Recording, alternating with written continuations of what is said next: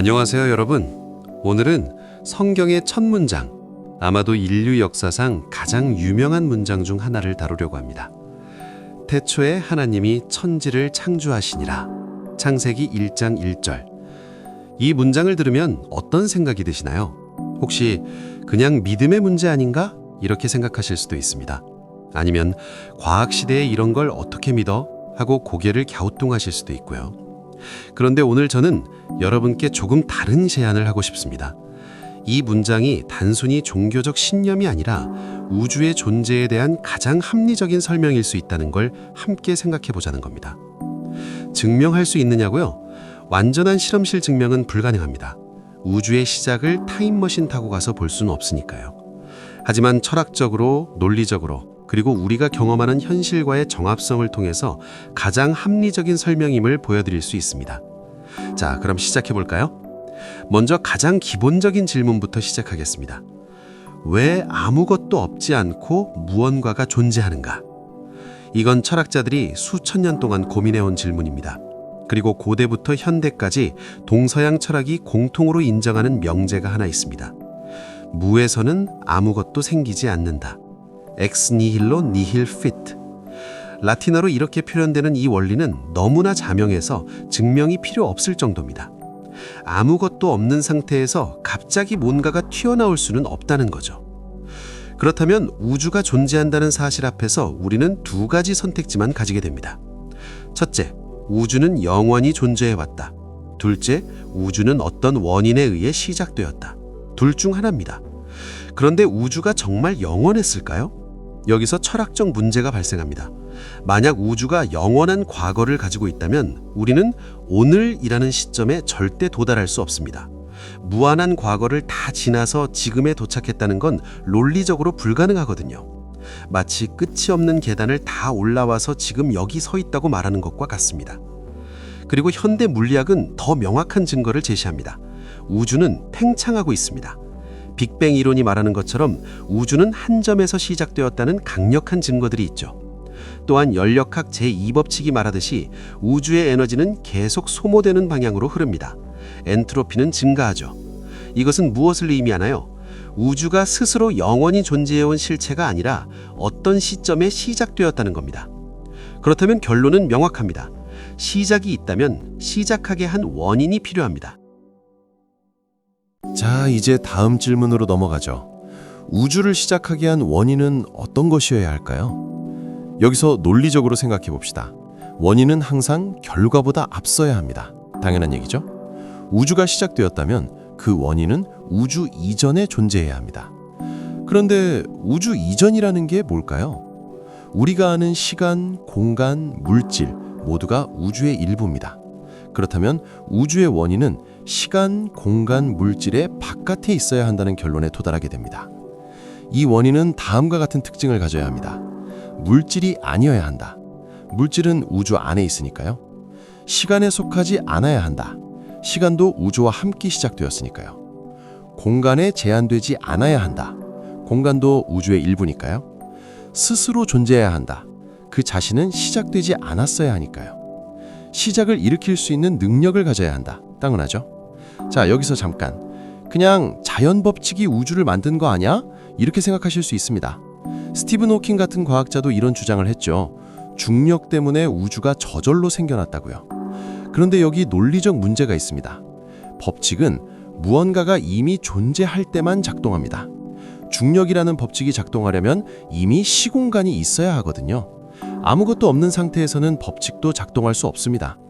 법칙은 창조하지 못합니다. 법칙은 원인이 아니라 설명 방식입니다. 교통법규가 자동차를 만들지 못하는 것과 같은 이치죠. 그렇다면 우주의 원인은 단순한 에너지나 법칙이 아니라 훨씬 더 근원적인 무언가여야 합니다.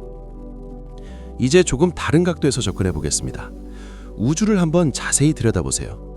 우주는 혼돈이 아닙니다. 우주는 놀라울 정도로 질서정연합니다. 우주는 수학적으로 설명 가능합니다. 뉴턴의 법칙, 아인슈타인의 상대성 이론, 양자역학, 이 모든 것이 우주가 일관된 규칙을 따른다는 걸 보여줍니다. 우주는 정밀한 상수들로 유지됩니다. 중력 상수, 전자기력, 핵력. 이런 값들이 조금만 달라져도 별도 생기지 못하고 생명도 존재할 수 없습니다. 이걸 미세 조정 논증이라고 부르죠. 예를 들어 볼게요. 우주의 팽창 속도가 10의 55승분의 1만 달라도 우주는 너무 빨리 팽창해서 은하가 형성되지 못하거나 아니면 즉시 붕괴했을 겁니다. 이 정도 정밀도는 태평양 전체에 동전을 깔아놓고 그중 하나에 표시를 해둔 다음 눈 감고 정확히 그 동전을 집어드는 것보다 더 정밀한 수준입니다. 이게 정말 우연일까요? 여기서 우리가 경험적으로 아는 사실 하나를 떠올려 봅시다. 의미 있는 정보는 항상 지성의 산물입니다. 언어를 생각해 보세요. 책, 이메일, 문자 메시지 이런 것들은 저절로 생기지 않습니다. 누군가 의도를 가지고 만든 거죠. 코드를 생각해 보세요. 컴퓨터 프로그램은 프로그래머가 만듭니다. 자연에서 저절로 윈도우가 생기지 않잖아요. 수식을 생각해 보세요. E=mc 제곱은 아인슈타인이 발견한 관계지만 그 관계를 이해하고 표현하는 건 지성입니다. 그런데 우주는 정보로 가득합니다. 물리적 상수라는 정보, DNA라는 생명의 정보, 의식이 발생할 수 있는 조건이라는 정보. DNA만 생각해봐도 그렇습니다. 인간 유전체는 약 30억 개의 염기쌍으로 이루어져 있고 이건 백과사전 수천 권에 해당하는 정보량입니다. 이게 정말 무작위적인 화학 반응의 결과일까요? 우리의 경험은 이렇게 말합니다. 정보가 있다면 정보를 의도한 지성이 있다고요. 우연히 폭발한 인쇄소에서 셰익스피어 전집이 완성될 수 없듯이 우연한 사건들에서 이토록 정교한 우주가 나올 수는 없습니다. 이제 좀 더 가까운 곳으로 와보겠습니다. 바로 우리 자신 말이죠. 인간은 참 특별한 존재입니다. 우리는 단순히 살아남는 것에 만족하지 않습니다. 우리는 선과 악을 구분하고 정의와 불의를 판단하며 마땅함과 책임을 느낍니다. 여러분, 솔직히 생각해보세요. 뉴스에서 어린아이를 학대한 사건을 보면 어떤 감정이 드나요? 그건 틀렸어, 그건 악이야, 이런 느낌이 들죠? 이게 그냥 화학 반응인가요? 뇌에서 세로토닌과 도파민이 움직이는 것에 불과한가요? 어떤 사람들은 이렇게 말합니다. 도덕은 진화의 산물이야. 협력이 생존에 유리했기 때문에 도덕 감정이 발달한 거지. 일리 있는 말입니다. 하지만 설명이 부족합니다. 만약 도덕이 단지 생존 전략이라면 왜 우리는 자신에게 손해가 되는 행동을 옳다고 느끼나요? 왜 낯선 사람을 구하기 위해 자신의 목숨을 거는 사람들이 있나요? 왜 부패한 권력에 맞서 정의를 외치다가 고통받는 사람들이 있나요? 진화론적으로 비합리적이지 않나요? 더 근본적인 질문이 있습니다. 만약 우주가 그냥 물질과 에너지의 우연한 배열이라면 틀림이라는 개념 자체가 무의미합니다. 히틀러의 행동도 그냥 원자들의 특정한 배열일 뿐이고 마더 테레사의 행동도 다른 배열일 뿐이죠. 둘 다 그냥 다를 뿐입니다. 옳고 그름이 없어요. 하지만 우리는 압니다. 어떤 행위는 정말로 틀렸다는 걸요. 그리고 그 판단이 문화와 시대를 초월한다는 걸요. C.S. 루이스가 이렇게 말했습니다. 도덕법이 있다면 도덕법을 준분이 있어야 한다. 비슷한 논리가 이성에도 적용됩니다. 우리는 논리를 신뢰하고 수학을 확신하며 진리를 추구할 가치가 있다고 믿습니다. 그런데 만약 우리의 이성이 무의미한 물질 과정의 우연한 부산물이라면 그 이성이 도달한 진리를 왜 신뢰해야 하나요? 진화는 진리를 찾도록 우리를 만든 게 아니라 생존하도록 만든 겁니다. 생존에 유리한 믿음과 진리는 다를 수 있죠. 이성이 신뢰 가능하려면 이성의 근원이 진리 자체와 연결되어야 합니다. 그리고 그건 이성을 창조한 분이 진리 자체여야 한다는 뜻입니다. 자, 이제 다시 창세기 1장 1절로 돌아와 봅시다. 태초에 하나님이 천지를 창조하시니라. 이 문장을 고대 신화들과 비교해보면 그 독특함이 확연히 드러납니다. 바빌로니아 신화에는 신들의 전쟁이 나옵니다. 마르둑 신이 티아맛을 죽여서 그 시체로 세상을 만들었다고 하죠. 그리스 신화에서는 카오스, 혼돈에서 세상이 나왔고 신들도 그 과정의 일부입니다. 이집트 신화, 힌두 신화, 대부분의 고대 신화는 신들의 갈등, 우연한 사고 또는 물질에서 신이 나오는 이야기를 담고 있습니다. 그런데 성경은 완전히 다릅니다. 신들의 싸움이 아닙니다. 우연한 사고가 아닙니다. 물질에서 신이 나온 것도 아닙니다. 오직 한 분 하나님이 말씀으로 질서 있게 목적을 가지고 창조하십니다. 하나님이 이르시되 빛이 있으라 하시니 빛이 있었고, 이건 마법이 아니라 권능입니다. 이건 우연이 아니라 의도입니다. 이건 혼돈이 아니라 질서입니다. 그리고 놀랍게도 이 고대 문서가 제시하는 세계관이 철학적으로 정합적이고 과학적 발견과도 조화를 이루며 인간 경험과 깊이 맞닿아 있습니다. 3,500년 전 문서가 21세기에도 여전히 우주의 본질에 대한 가장 깊은 통찰을 제공한다는 건 그 자체로 놀라운 일 아닐까요? 물론 이런 얘기를 하면 반론들이 나옵니다. 몇 가지만 짚고 넘어가죠. 그냥 우연 아닐까? 우연은 확률을 전제합니다. 주사위를 던져서 6이 나올 확률은 6분의 1이죠. 그런데 확률이라는 개념 자체가 이미 존재하는 체계, 이미 존재하는 규칙을 전제합니다. 태초에는 체계 자체가 없었습니다. 주사위도 없고 던질 사람도 없고 중력도 없었어요. 우연이라는 말을 쓸 수조차 없는 상황입니다. 그리고 설사 우연을 말한다 해도 우주의 미세 조정된 상수들이 우연히 맞아떨어질 확률은 사실상 0에 가깝습니다. 이건 우연이 아니라 기적이 필요한 수준이에요. 그럼 과학으로 설명되지 않나? 과학은 어떻게를 설명합니다.